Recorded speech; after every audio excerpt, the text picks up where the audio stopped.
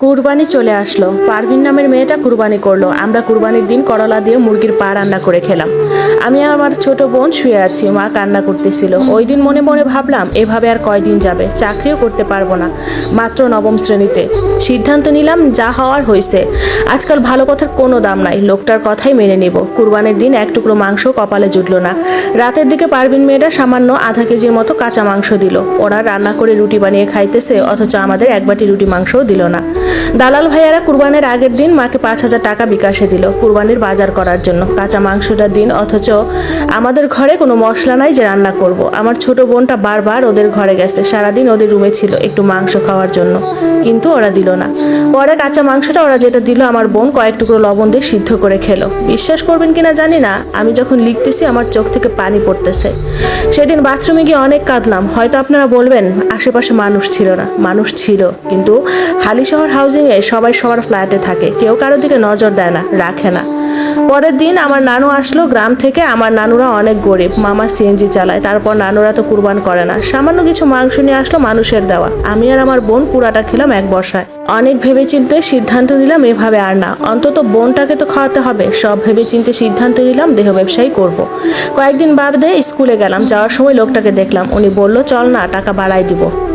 বুঝাতে পারবো না, সেদিন মরে যেতে মন চাইলো। মাকে মনে মনে অভিশাপ দিলাম যে মা নামে তুই ডাইনি, তোর বিচার খোদাই করবে, আল্লাহর গজব পড়বে তোর উপর। স্কুলে না গিয়ে তার বাসায় গেলাম, তার বউ বাড়িতে গেছিল। লোকটা আমাকে 500 টাকা দিল।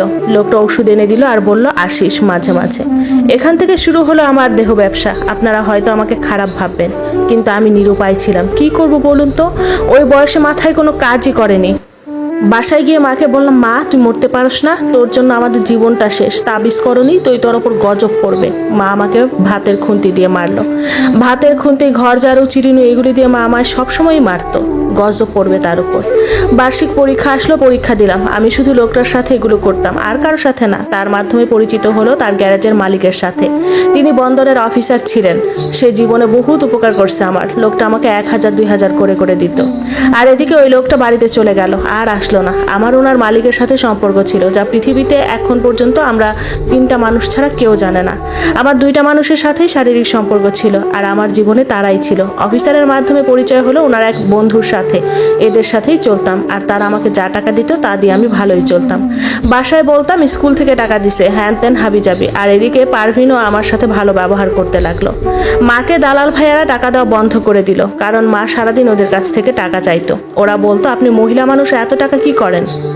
ওরাও আর মাকে টাকা দেওয়া বন্ধ করে দিল। পারভিনও মার সাথে খারাপ ব্যবহার শুরু করলো। এদিকে আমার সাথে সাইফুল নামের একটা ছেলের সাথে পরিচয় হয়। তারপর সে দুবাই চলে যায়। আপনাদের বলতে ভুলে গেছি, এসএসসির পরীক্ষার 3 মাস আগে তার সাথে আমার পরিচয় হয় চিটাগাংয়ের আখতারুজ্জামান মার্কেটে। আমার কাছে মোবাইল ছিল, বন্দরের অফিসারটা দিছিল যোগাযোগের জন্য, তো আমিও তাকে আমার নাম্বারটা দিলাম। ছেলেটার বাড়ি ছিল সাতকানিয়া। ছেলেটা দুবাই প্রবাসী ছিল, ছুটিতে দেশে আসছিল। সে ছুটি শেষে দুবাই গিয়ে আমাকে কল দেয়। আমিও তার সাথে কথা বলতাম, ভালোবেসে ফেলছি তাকে। আর এদিকে আমি দেহ ব্যবসাও করতেছি, শুধুমাত্র ওই 2 জনের সাথেই।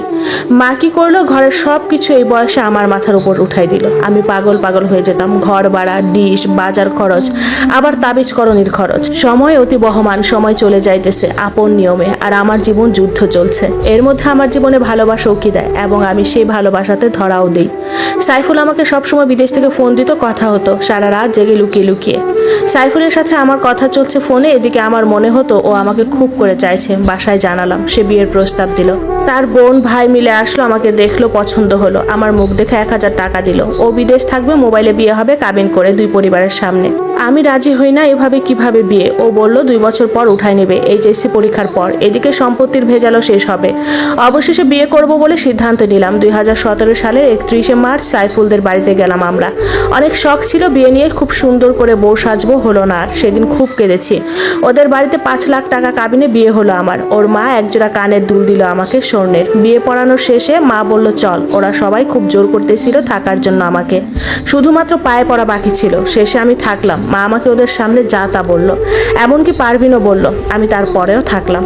বিশ্বাস করবেন, ওরা খুব ভালো ছিল, আমাকে খুব আদর করতো। তাদের একটা মাত্র বউ আমি। আমার শ্বশুরটা আমাকে খুব ভালোবাসতো।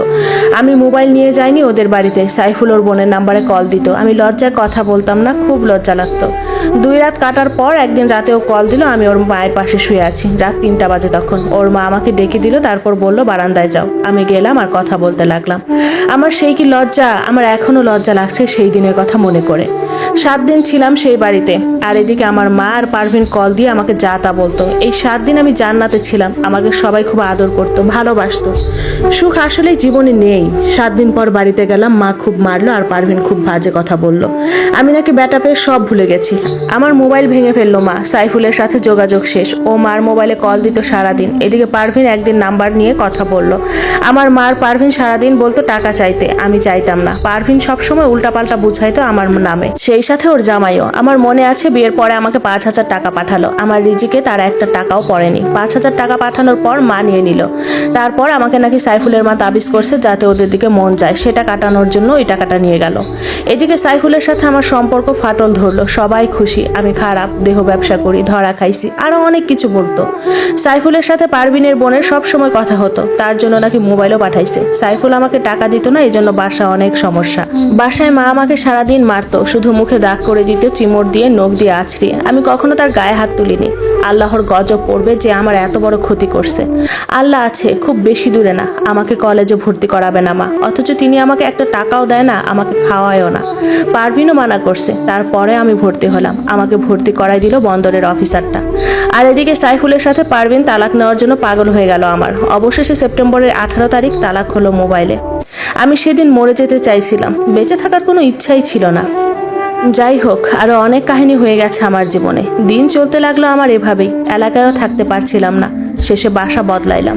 দোজখখানা থেকে মুক্তি পেলাম। দোজখখানা থেকে মুক্তি পাওয়ার পর এখন খুব সুখে যাচ্ছে মোটামুটি দিনগুলো।